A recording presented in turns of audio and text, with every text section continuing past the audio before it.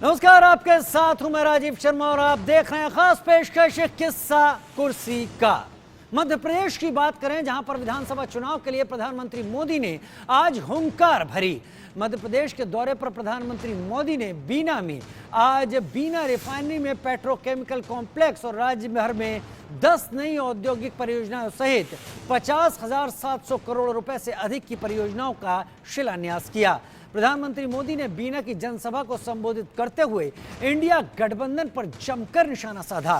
प्रधानमंत्री मोदी ने कहा, यह घमंडिया गठबंधन सनातन को तहस नहस करना चाहता है। एक तरफ आज का भारत दुनिया को जोड़ने का सामर्थ्य दिखा रहा है, दुनिया के मंचों पर हमारा भारत विश्व मित्र के रूप में सामने आ रहा है, तो दूसरी तरफ कुछ ऐसे दल हैं जो देश को, समाज को विभाजित करने में जुटे हैं। इस अलायंस को कुछ लोग घमंडी गठबंधन कहते हैं। इनका नेता तय नहीं है, इनके नेतृत्व पर भ्रम है। मुंबई में मीटिंग हुई थी, मुझे लगता है कि उस मीटिंग में उन्होंने घमंडिया गठबंधन कैसे काम करेगा उसकी नीति बना ली है। एक हिडन एजेंडा भी तय कर लिया गया है। घमंडिया गठबंधन की नीति है कि सनातन को मिटाकर देश को फिर 1000 साल की गुलामी में धकेलना चाहते हैं। हमें मिलकर ऐसी ताकत को रोकना है। वहीं प्रधानमंत्री मोदी का इंडिया गठबंधन पर बड़ा हमला, देश की आस्था पर हमला किया जा रहा है। सनातन परंपरा को खत्म करना इनका संकल्प है। भारत की आस्था पर चोट, इंडिया गठबंधन की रणनीति। गांधी जी भी सनातन के पक्ष में थे। हर सनातनी को सतर्क रहने की जरूरत है।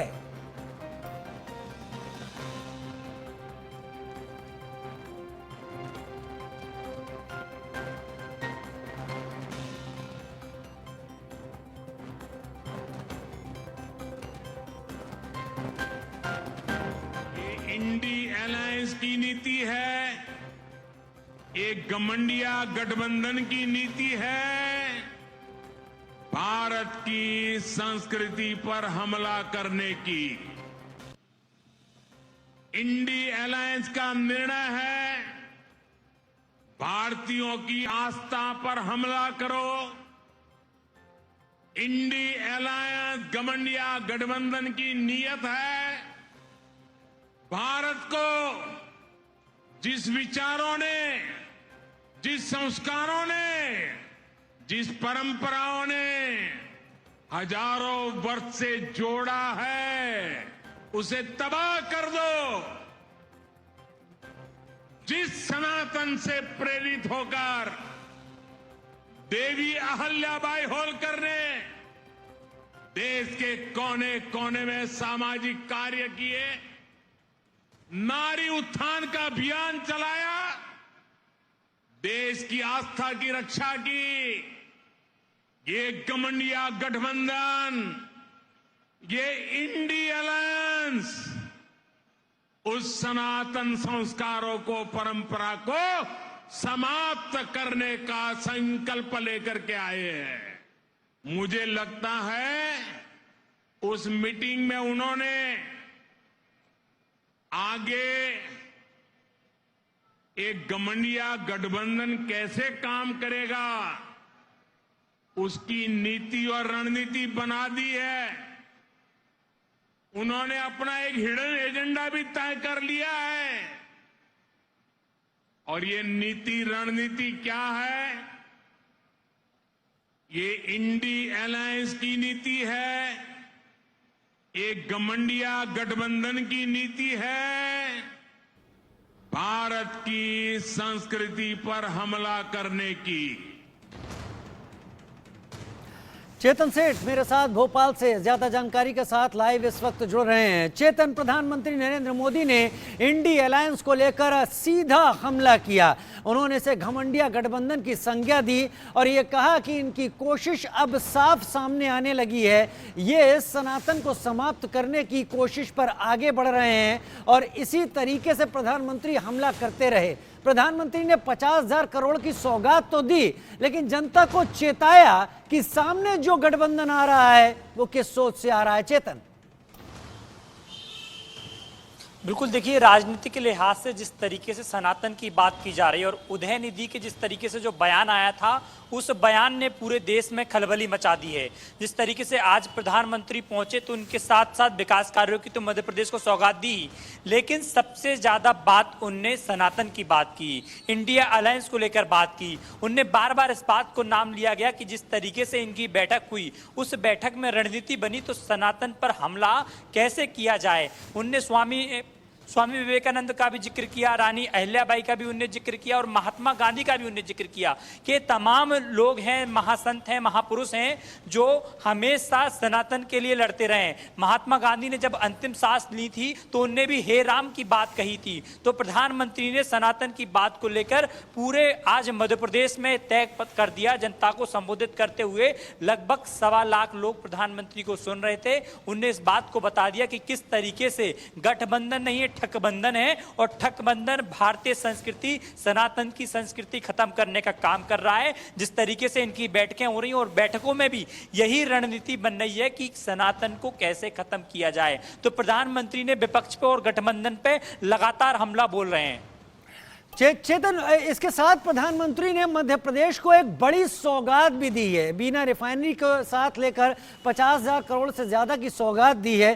जाहिर सी बात है चुनाव अब ज्यादा दूर नहीं है। ये सौगात जनता के सामने प्रधानमंत्री की तरफ से, केंद्र सरकार की तरफ से एक मध्य प्रदेश की जनता को गिफ्ट के तौर पर है।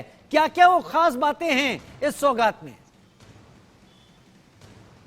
बिल्कुल, देखिए मध्य प्रदेश की धरती पर और मध्य प्रदेश पर प्रधानमंत्री नरेंद्र मोदी नजर लगातार बनाए हुए हैं और 6 महीने में 6वां दौरा है। इस महीने प्रधानमंत्री के 3 दौरे मध्य प्रदेश के लिए होने वाले हैं। लेकिन आज जिस तरीके से बिना रिफाइनरी की भारत पेट्रोलियम की मध्य प्रदेश को एक बड़ी सौगात मिली है, 50,000 करोड़ की सौगात मिली है। प्रधानमंत्री मोदी ने अपने भाषण में भी कहा है कि राज्य सरकारों का 50,000 करोड़ का बजट भी नहीं होता, उतनी मैं मध्य प्रदेश के लिए सौगात देने वाला हूं। यानी कि कहा जा सकता है कि 5 साल में ड्रीम प्रोजेक्ट बनकर तैयार होगा। इस प्रोजेक्ट को मध्य प्रदेश में लगभग 4.5 लाख लोगों को रोजगार मिलेगा। इसके साथ ही 10 इंडस्ट्रीज एरिया की भी मध्य प्रदेश को सौगात मिली है। इंदौर, आगरमालवा और इसके साथ ही गुना और कई इलाकों में मध्य प्रदेश के 10 जिलों में एक बड़ी सौगात दी है। तो कहा जा सकता है कि जिस तरीके से विपक्ष बेरोजगारी का मुद्दा मध्य प्रदेश में उठा रहा था, अब बेरोजगारी का मुद्दा थम जाएगा। लगातार केंद्र और राज्य सरकार पर आरोप लगाए जा रहे थे कि आपने जो वादे किए हैं बेरोजगारी को लेकर, लेकिन बेरोजगारी दूर नहीं हो रही। 2 लाख नौकरियों का वादा किया था लेकिन अब तक नौकरियां नहीं दी गई। लेकिन अब प्रधानमंत्री का रुख है मध्य प्रदेश में, क्योंकि 3 राज्यों में आगामी चुनाव बीजेपी के लिए बेहद ही महत्वपूर्ण है। हिंदी भाषी राज्य और मध्य प्रदेश का चुनाव इसलिए बेहद ही महत्वपूर्ण है, मध्य प्रदेश में सत्ता में बीजेपी है और बीजेपी प्रधानमंत्री नरेंद्र मोदी या मुख्यमंत्री शिवराज सिंह चौहान नहीं चाहते कि किसी भी तरीके से सत्ता हाथ से जाए। यही कारण है कि 2023 निशाने पर और 24 की तैयारी, यानी कि 23-24 एक साथ तैयारी करना चाहते हैं। विपक्ष का मुंह बंद करना चाहते हैं कि उनकी किसी भी तरह से मुंह बंद हो और यही कारण है कि मध्य प्रदेश को बड़ी सौगातें दी हैं। ठीक है चेतन, बहुत शुक्रिया चेतन हमारे साथ जुड़ने के लिए, इस तमाम जानकारी के साथ आपका। और अब आगे बढ़ते हैं और बड़ी खबर यह है कि मिशन छत्तीसगढ़ पर अब प्रधानमंत्री नरेंद्र मोदी हैं। छत्तीसगढ़ को 6,000 करोड़ की सौगात दी। रेल परियोजनाओं को राष्ट्र को समर्पित करेंगे। क्रिटिकल केयर ब्लॉक की रखेंगे आधारशिला। छत्तीसगढ़ में भी इसी साल विधानसभा चुनाव हैं, यानी मध्य प्रदेश और छत्तीसगढ़ 2 राज्यों के, 2 पड़ोसी राज्यों के दौरे, और दोनों ही दौरों में प्रधानमंत्री नरेंद्र मोदी ने केंद्र की तरफ से सौगातों की झड़ी लगा दी है। छत्तीसगढ़ को क्या क्या सौगातें दी हैं, क्या क्या सौगातें देने जा रहे हैं, वो हमने आपके सामने बातें रखी। प्रधानमंत्री मोदी दोपहर करीब 3:15 बजे, यानी अब से कुछ देर बाद छत्तीसगढ़ के रायगढ़ पहुंचेंगे, जहां वो 6,350 करोड़ की लागत से रेल क्षेत्र की महत्वपूर्ण परियोजनाएं राष्ट्र को समर्पित करेंगे। कार्यक्रम के दौरान प्रधानमंत्री छत्तीसगढ़ के 9 जिलों में क्रिटिकल केयर ब्लॉक की आधारशिला भी रखेंगे और 1 लाख सिकल सेल परामर्श कार्यों का वितरण, कार्डों का वितरण भी करेंगे। अनंत शर्मा रायपुर से हमारे साथ ज्यादा जानकारी के साथ इस वक्त लाइव जुड़ रहे हैं। अनंत, प्रधानमंत्री मध्य प्रदेश के बाद रुख कर रहे हैं छत्तीसगढ़ का। रेल परियोजनाओं की बात करें, करीब 6,500 करोड़ की सौगात देने की तैयारी है, लेकिन यहाँ ये भूलना नहीं होगा कि बहुत जल्दी चुनाव भी आने वाले हैं। केंद्र की तरफ से गिफ्ट की तरह ये सौगात जो छत्तीसगढ़ के जनता को दी जाने वाली है, प्रधानमंत्री की अभी तैयारियां क्या है राजगढ़ में होने वाली, इस रायगढ़ में होने वाली रैली को लेकर?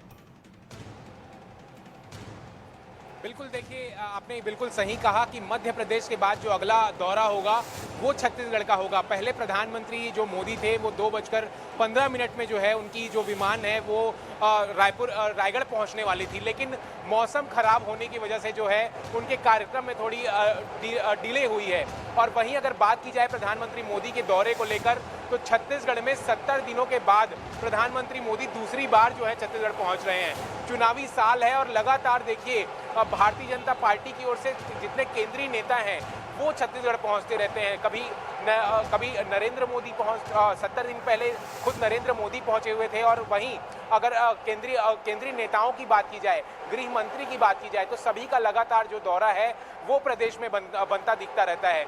लेकिन आज जो है छत्तीसगढ़ को बड़ी सौगातें जो है प्रधानमंत्री मोदी रायगढ़ के गांव से देंगे। और ये जो पूरी अगर सौगात की बात की जाए तो ये जितनी रेल परियोजना को लेकर बात की जाए तो 6,500 करोड़ से अधिक की जो रेल परियोजना है उसकी सौगात जो है छत्तीसगढ़ को मिलने वाली है। खरसिया रूट से जो है ये पूरी रेल परियोजना होकर गुजरेगी। इससे आवागमन को लेकर जो है आगामी दिनों में जो है जनता को काफ़ी सहूलियत भी देखने को मिलेगी। लगातार देखिए रेल परियोजना की यहाँ पर बात होती है और प्रदेश में इसी रेल को लेकर जो है सियासत भी नजर आती है। यहाँ के मुख्यमंत्री भूपेश बघेल जो हैं लगातार जो है केंद्र को चिट्ठी लिखते हैं और रेलों के लेकर और दूसरे और अन्य गतिविधियों को लेकर लगातार जो है पत्राचार किया जाता है। लेकिन प्रधानमंत्री मोदी का जब पिछला दौरा हुआ था तब उन्होंने मंच से साफ तौर पर कहा था कि बदलबो ए दरी छत्तीसगढ़ सरकार ला बदलबो। छत्तीसगढ़ी में कहावत होता है बदलबो मतलब बदलना। और इस बार जो है प्रधानमंत्री फिर से छत्तीसगढ़ पहुंच रहे हैं। देखना होगा कि इस बार मंच से जो है वो क्या बड़ी और सौगातें जो है छत्तीसगढ़ को देते नजर आएंगे। और वहीं क्रिटिकल केयर के जो भी है वो भी पूरा उसका उद्घाटन समारोह जो होगा आज प्रधानमंत्री के हाथों के द्वारा होगा। लगातार देखिए दौरे जो हैं छत्तीसगढ़ में केंद्रीय नेताओं के हो रहे हैं।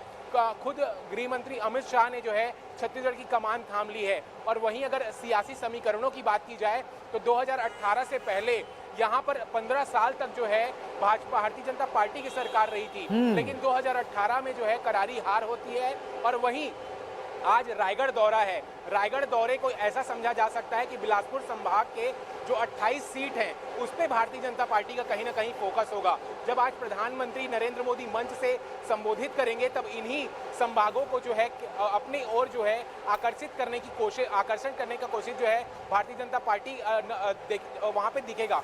जितने तमाम शीर्ष के नेता हैं वो भी वहां मौजूद होंगे। और देखिए भारतीय जनता पार्टी के द्वारा प्रदेश में परिवर्तन यात्रा निकाला जा रहा है।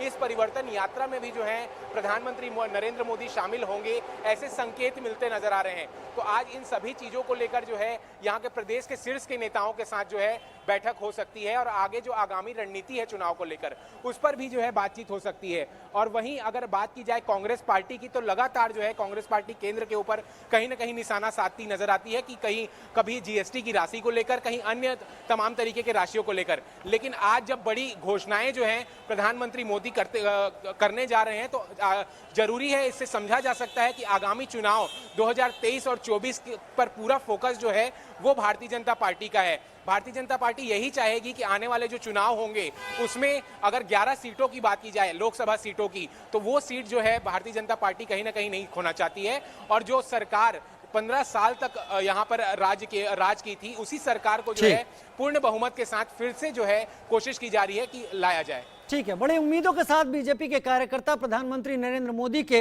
इस दौरे को देख रहे हैं, क्योंकि 15 साल के बाद जो सत्ता हाथ से गई उसे एक बार फिर से हासिल करने की कोशिश में अब बीजेपी के नेता भी लग गए हैं और प्रधानमंत्री का दौरा भी कहीं बहुत उसकी शुरुआत करता हुआ दिखाई पड़ता है। अनंत, बहुत शुक्रिया हमारे साथ जुड़ने के लिए आपका।